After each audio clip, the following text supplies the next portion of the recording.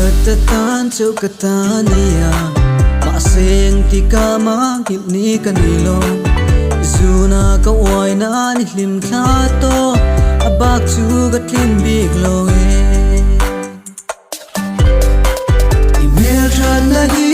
katanat na Izunwa ye Arwal bolo na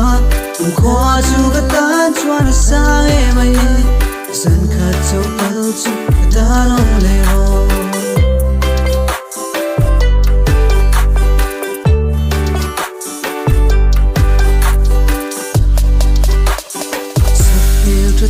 Chuang I that na vang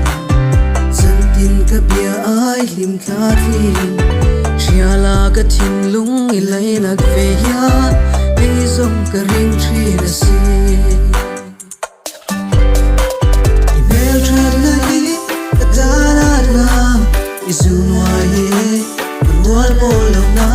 Umkwa chu ka tan chuan sa e ngaya San khat chu kal chu ka tanong leo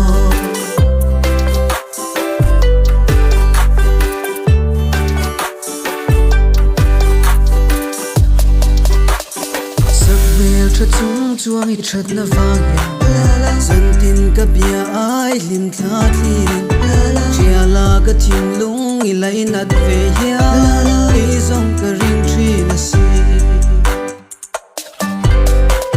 Email chat na hi ka tarat na Izunwa ye Arwal bolo na Umkwa chu ka tan chua na sa emaye San khat chu kal chu ka tanong leo